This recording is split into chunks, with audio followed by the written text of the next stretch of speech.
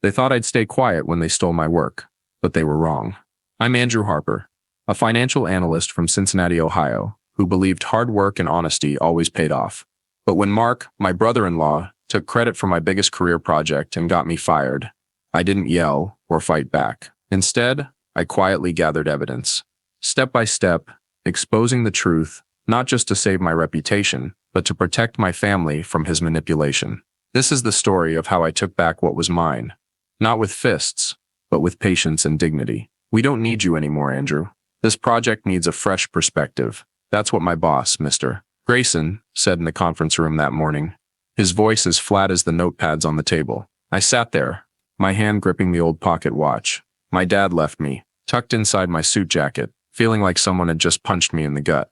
But I didn't say a word. I just nodded, stood up, and walked out of the office, leaving behind 10 years of sweat and loyalty to Riverfront Financial in Cincinnati, Ohio. My name's Andrew Harper, 40 years old, a financial analyst, former Marine, before I traded boots for spreadsheets. I'm not the type to brag, but I've always taken pride in my work. Numbers lined up clean, projects that saved the company millions. My dad, a mechanic from the outskirts of Dayton, used to say, "Numbers don't lie, no matter what people do." I lived by that, day in and day out, in offices thick with the smell of burnt coffee and the hum of printers. But that day I realized sometimes the truth needs someone to stand up for it. Let me start from the beginning. 3 months ago, I was leading a major financial restructuring project for Riverfront, a plan to streamline operations, projected to boost profits by 15% over the next 2 years. I'd poured hundreds of hours into it, staying late in the office with the glow of my computer screen stinging my eyes, double-checking every figure, every contract. This project wasn't just a job, it was my shot to prove myself, maybe even a stepping stone to CFO. I'd presented the framework in an all-hands meeting, standing in front of the execs with polished PowerPoint slides and answers ready for every question. But then, last week, Mark, my brother-in-law, who works in the marketing department, strode into the conference room with a new presentation. He stood there, in a navy suit that was a size too tight, grinning like he'd just invented sliced bread. And when he started talking, every word cut into me like a knife. It was my project, my ideas, my data, even the way I'd laid out the charts. The only difference? Mark's name was slapped on the cover slide. A fresh perspective, he called it, shooting me a quick glance, like he was daring me to speak up. I didn't. Not because I was scared, but because I knew yelling in that room wouldn't fix a damn thing. I just sat there, feeling the pocket watch in my jacket warm under my fingers, and told myself, "Just wait, Mark. The truth doesn't stay buried for long." Mark wasn't a stranger. He married my sister Emily 6 years ago, and became part of the family. At first, I thought he was all right. A guy who told bad jokes but always picked up the tab at the bar. He got hired at Riverfront 2 years back, on my recommendation, because I figured family helps family. But over time, I saw Mark for who he was. He didn't do gratitude. He loved showing off, loved being the center of attention, and especially loved making others feel small. "Financial analysis, huh, Andy?" he'd say, clapping my shoulder at a company happy hour. "Leave the big ideas to me. You just keep crunching those numbers." People laughed, and I'd shrug it off. But those jabs piled up like water dripping on stone.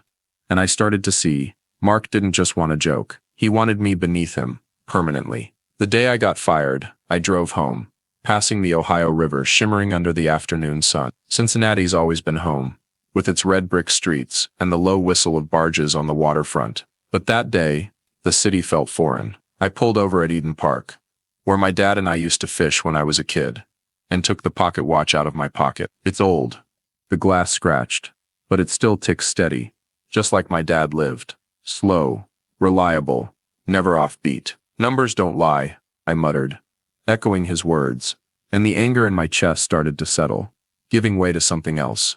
Clarity. Mark thought he'd won, that I'd bow my head and fade away, but he didn't know I'd learned something from my years in the Corps. Victory doesn't come from shouting, it comes from planning. I didn't go straight home. Instead, I drove to a small coffee shop in Over the Rhine, a spot I hit when I need to think. I opened my laptop, logged into the company's cloud account. Lucky for me, they hadn't cut my access yet, and started digging through emails. I knew Mark wasn't smart enough to cover his tracks completely. He's cocky, and cocky people always leave cracks. Sure enough, I found an email he'd sent to Grayson 2 weeks earlier, attaching a draft of my project, only renamed Mark_Draft_V1. I saved it to a USB drive, along with the handwritten notes I'd kept in the leather journal my dad gave me. I didn't smile. Didn't feel some big rush of triumph, just a cold current running through me, like when you know you're on the right path. When I left the coffee shop, it was dark. The lights from the Roebling Bridge flickering on the river like stray stars. I held the pocket watch in my hand, listening to its steady tick, and thought about what was coming. Mark didn't just steal my project. I had a hunch he was doing worse. To my family, to my sister, to the savings my mom had worked her whole life to build. But I wouldn't rush. The truth, like my dad said, always finds the light. And I was gonna be the one to flip the switch. If you're feeling the tension building in this story, don't forget to smash that like button, subscribe to Revenge with Ethan, and hit the bell so you're notified for the next part. What will Andrew do to expose Mark? Can he save his family? Stick with us to find out in our upcoming videos.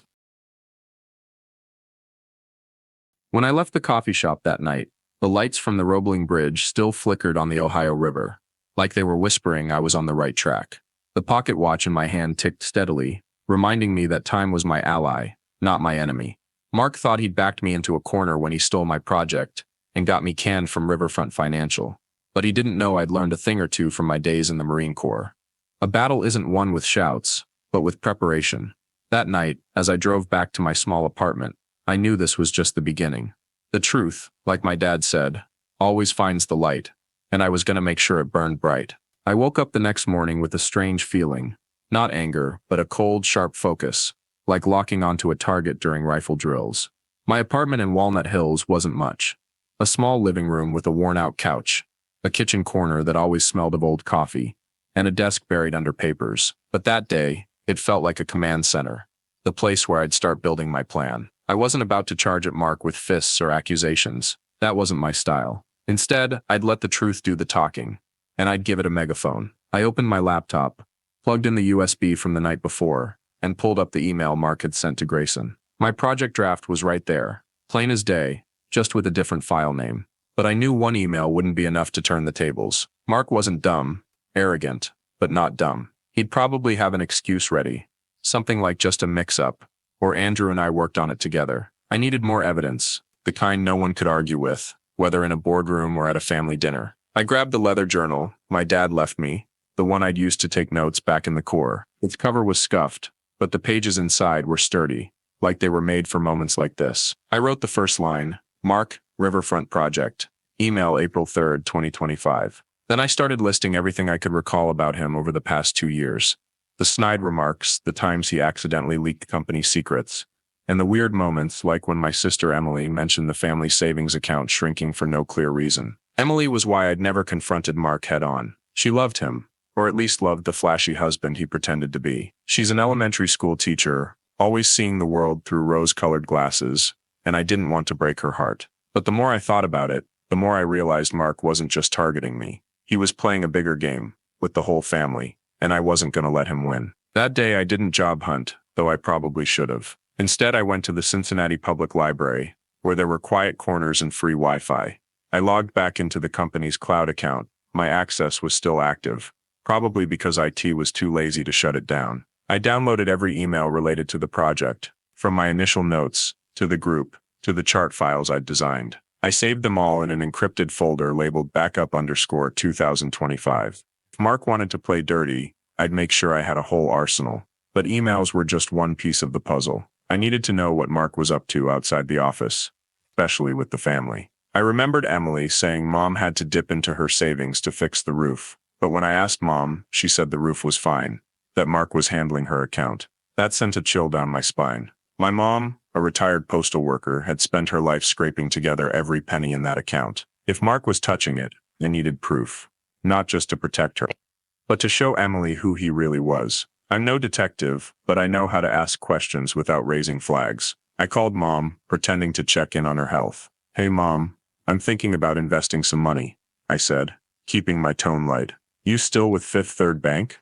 How do they handle your account? She laughed, said she didn't know much about that stuff anymore. Mark takes care of it, she said. He tells me not to worry. I thanked her, promised to come by for Sunday dinner, and hung up. But in my head, I added another line to my journal. Check mom's account. Mark has access. That afternoon, I stopped by Japs, a bar in Over the Rhine where I used to meet Sarah, an old coworker. Sarah had worked at Riverfront before moving to another firm, and she's the kind of person who doesn't sugarcoat a thing. I ordered a beer, sat in a corner booth, and waited. When Sarah walked in, red hair tied high and that familiar sarcastic smile, I knew I'd picked the right person to talk to. Heard Riverfront gave you the boot, she said, the second she sat down, cutting straight to it. Word travels fast, I replied, taking a sip of my beer. But it wasn't exactly a boot. They just went with a fresh perspective. Sarah raised an eyebrow. Let me guess, Mark. I nodded, and told her about the project, keeping the details vague. She listened, tapping her nails on her wine glass. When I was done, she leaned in, voice low. You're not the first, Andrew. Last year Mark took credit for a marketing campaign I put together. I didn't have proof, so I kept my mouth shut. But I bet he left a trail somewhere. Guys like Mark always think they're untouchable. Her words lit a fire in me, not a raging one, but a slow, controlled burn. If you've got any pointers, I said.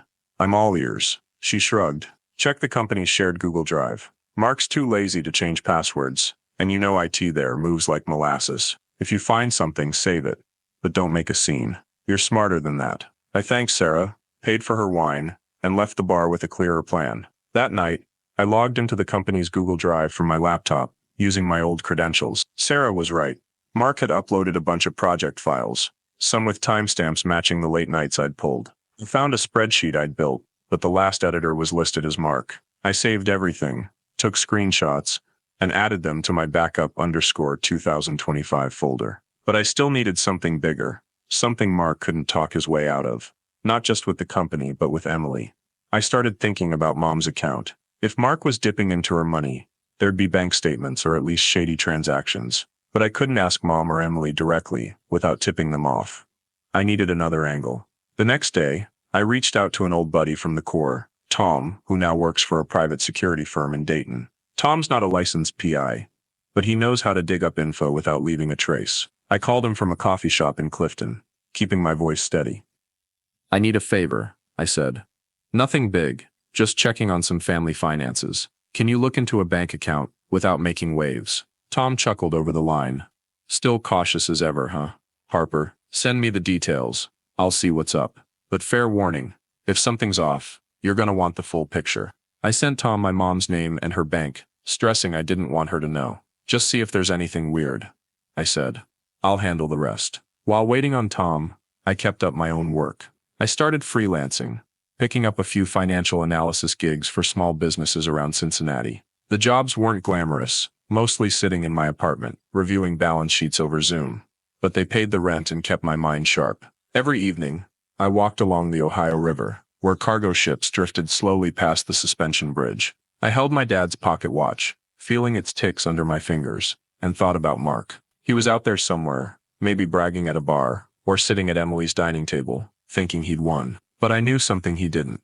Patience is the deadliest weapon. A week later, Tom called back. I was at Eden Park, sitting on a bench overlooking the city, when my phone buzzed. You weren't wrong, Harper, Tom said, his voice serious.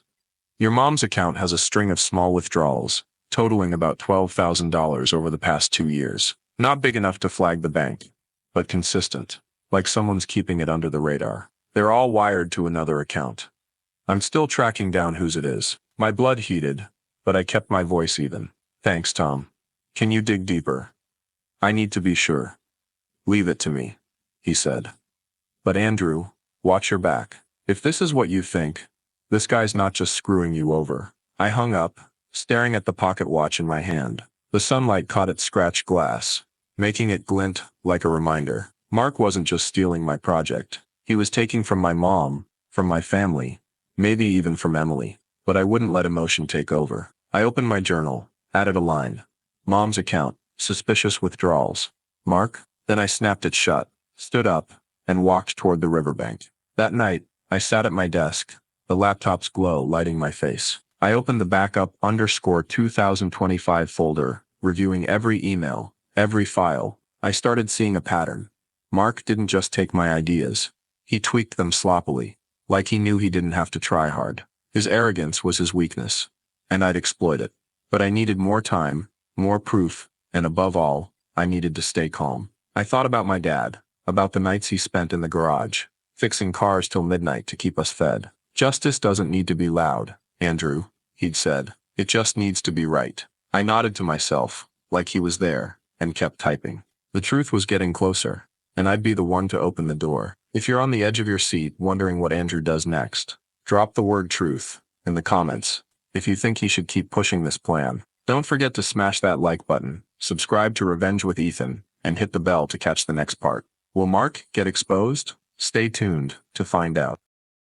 That night, as the laptop's glow lit up my face, I stared at the backup_2025 folder and felt the pieces starting to click together. My dad's pocket watch sat on the desk, ticking like a reminder that time was on my side. Mark thought he'd won by stealing my project and quietly draining my mom's savings, but he didn't know I was ready, not to yell or lash out, but to let the truth speak for itself. I shut the laptop, took a deep breath, and knew the days ahead would change everything. The truth, like my dad always said, doesn't just find the light, it burns through every lie in its path. I spent the next week putting everything in order, like a Marine prepping for a final mission. The backup_2025 folder was bursting now. Emails from Mark to Grayson with my project, screenshots from the company's Google Drive, and handwritten notes in my dad's leather journal, where I'd tracked every suspicious withdrawal from Mom's account. Tom, my buddy from Dayton, had come through with more. The withdrawals from Mom's savings were wired to an account in Mark's name.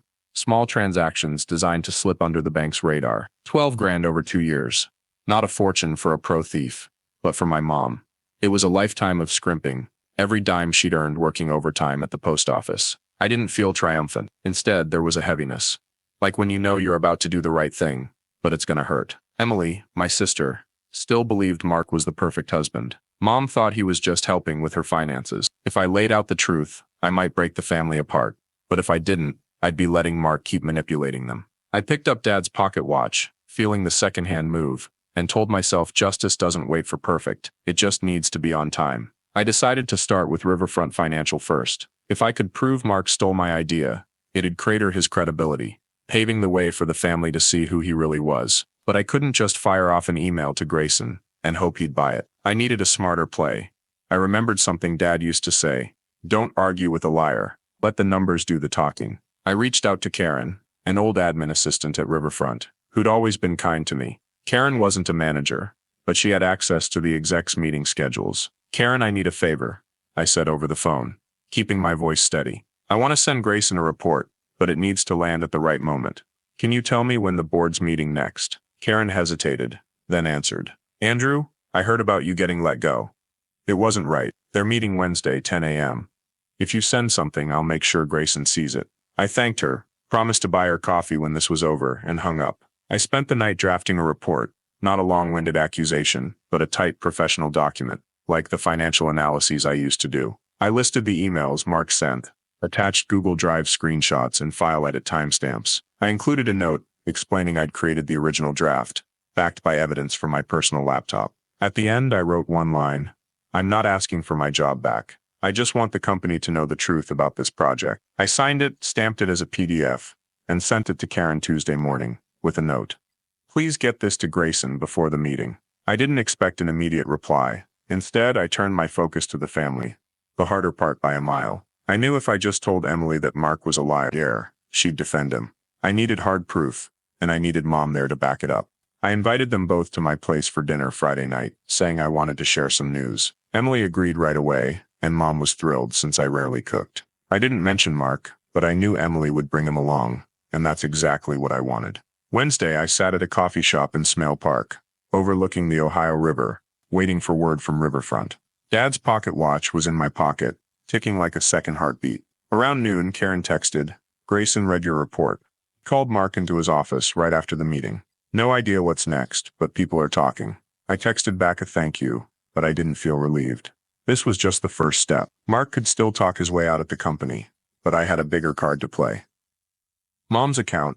Friday night came faster than I expected.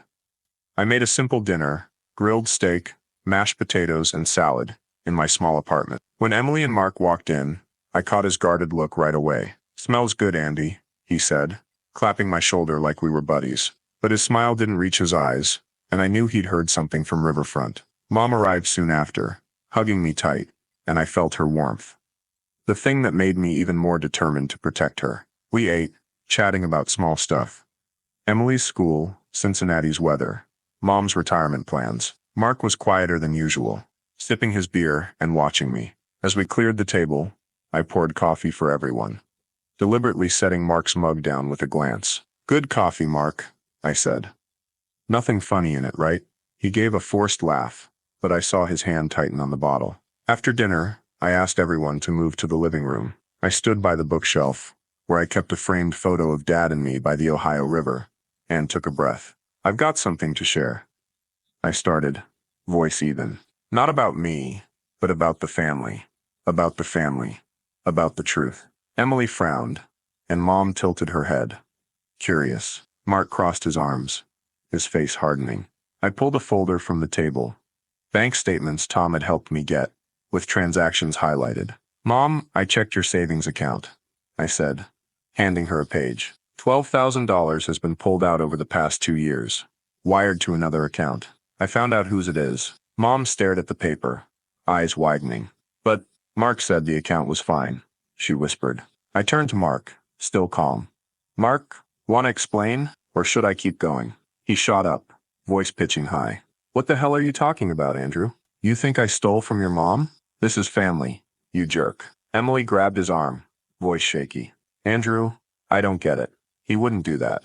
I didn't look at Mark. I looked at Mom, then Emily. I didn't want to believe it either, Emily. But numbers don't lie. I handed her the statements, pointing to the transactions. They all went to Mark's account. "I've got the bank's confirmation." The room went quiet, just the faint tick of the watch in my pocket. Mom flipped through the pages, lips pressed tight.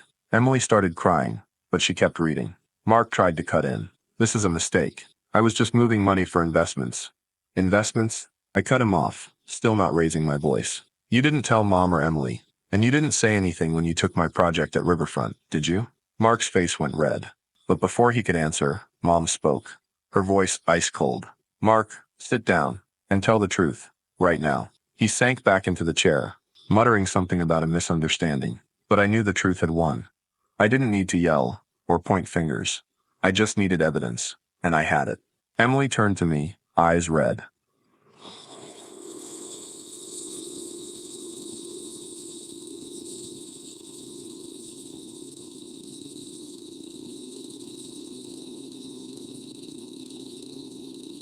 "Because you needed to see it for yourself. So did Mom. I didn't do this because I'm mad at Mark.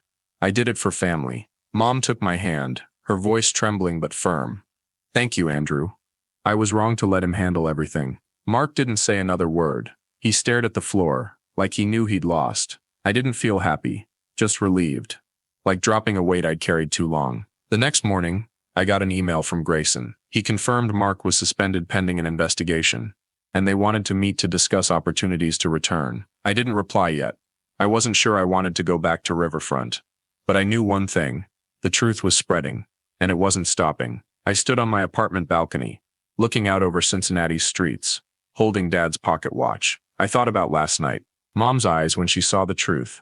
Emily facing Mark. Justice, I realized, doesn't need to show off. It just needs to be right. And I'd done right. If you're feeling justice being served, drop the word justice in the comments.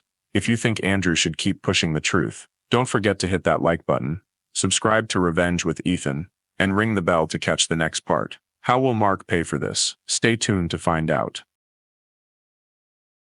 As I stood on my apartment balcony, looking down at Cincinnati's bustling streets, my dad's pocket watch in my hand ticked steadily, like it was telling me I'd walked the right path.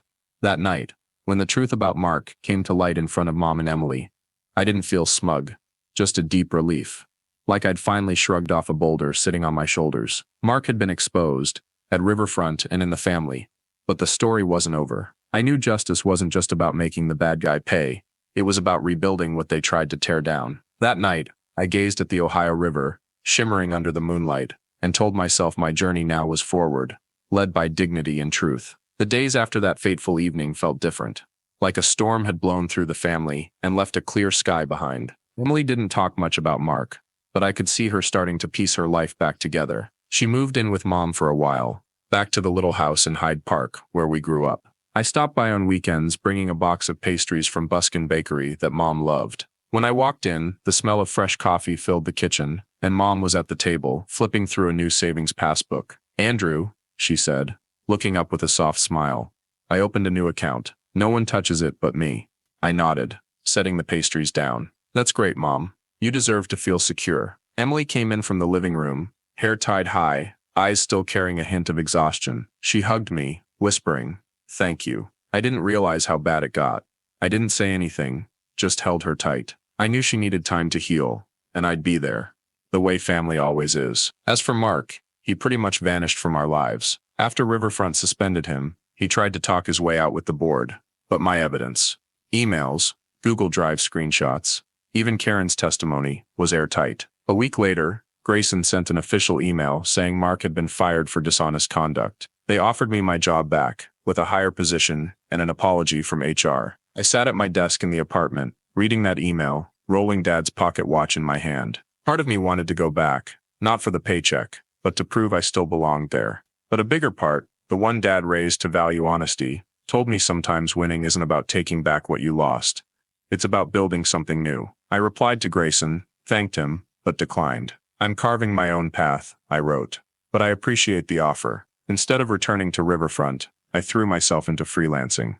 The small financial analysis gigs I'd started picking up grew into a steady client base. Startups in Cincinnati, a couple of businesses in Columbus, even a hotel chain in Kentucky. I rented a tiny office space downtown, just big enough for a desk, a coffee maker, and a framed photo of me and Dad by the Ohio River. I called my company Harper Analytics, nothing flashy but honest, the way I live. One morning, while I was crunching numbers for a client, my phone buzzed. It was Mom. "Andrew, you free?" she asked, her voice bright.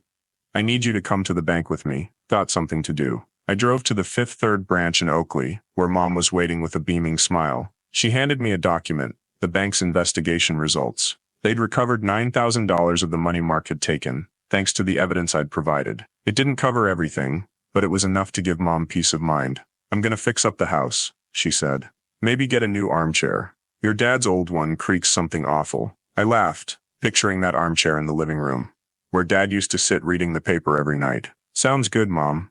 But keep that chair, will ya? It's got its own story." Mom took my hand, her eyes shining. "You're more like your dad than you know, Andrew. Always doing what's right, no matter how hard." My throat tightened, but I just nodded. The watch in my pocket felt heavier, reminding me of what I'd learned, not just from Dad, but from this whole ordeal. Emily started finding her footing too. She enrolled in a course on school administration, dreaming of becoming a principal someday. One evening, when I swung by Mom's place, she pulled me out to the backyard, where the old oak trees still stood tall through every season. "Andrew," she said, her voice steady, "I'm filing for divorce. Not because I'm mad at Mark, but because I deserve to live true to myself." I hugged her, feeling a new strength in her. "You've got this, Emily. You're tougher than you give yourself credit for." When I left Mom's that night, I drove by Eden Park, pulling over at a spot overlooking the Ohio River. I took out the pocket watch, letting the moonlight catch its scratched glass. Mark had tried to take everything. My job, Mom's money, Emily's trust, but he'd lost. Not because I was better, but because I chose to do right. Patient, honest, never giving up. The months that followed settled into a quiet rhythm, but I kept turning over what happened, not with bitterness, but with a new clarity. I often wondered what drove Mark. Jealousy, plain greed. I didn't have answers, and maybe I didn't need them. What I knew was this journey taught me something deeper than justice. Sometimes the biggest win isn't beating someone else down. It's standing up and living true to who you are. I started spending more time by the Ohio River, not just to think, but to soak in the peace it offered. Once I brought Dad's leather journal, rereading the notes I'd scribbled during the darkest days. Each line was a step, a choice not to let anger lead. I realized my revenge wasn't about Mark losing his job, or the family turning away. It was about helping Mom and Emily find their strength again, and finding my own along the way. One afternoon, while working in my little office, a new client walked in. A middle-aged woman wanting me to analyze finances for her flower shop. We got to talking, and she shared how a business partner had cheated her out of an investment. "I thought I'd never trust anyone again," she said. "But then I figured, if I don't get back up, they win." I nodded, thinking of Mark, of Mom, of Emily. "You're right," I said. "Sometimes the best revenge is living better than they ever expected." She smiled, and I felt a connection. Not just with her, but with everyone who's been knocked down and still chose to rise. I thought about the Revenge with Ethan audience, guys like me, grinding away in stuffy offices, or remembering their days in uniform. They get it. Justice isn't always loud, but it's always worth fighting for. That fall, I hiked a trail in Alt Park, where you can see all of Cincinnati stretched out below. I sat on a rock, pulling out Dad's pocket watch. One more time. It still ran, despite the years, like proof that good things, truth, loyalty, family, endure. I thought of Dad, how he lived with quiet honesty, and felt he'd be proud. Not because I took Mark down, but because I didn't let lies win. I left the watch on the rock, not to abandon it, but to mark a new chapter. As I walked down the trail, I felt lighter than ever, like I'd not only broken free from Mark, but from the doubts that once held me back. Justice, I realized, isn't just a destination, it's a way of life. Thank you all for joining me through Andrew's story, where truth quietly shines. If this journey touched you, please hit the like button, subscribe to Revenge with Ethan, and ring the bell to catch our next heartfelt stories.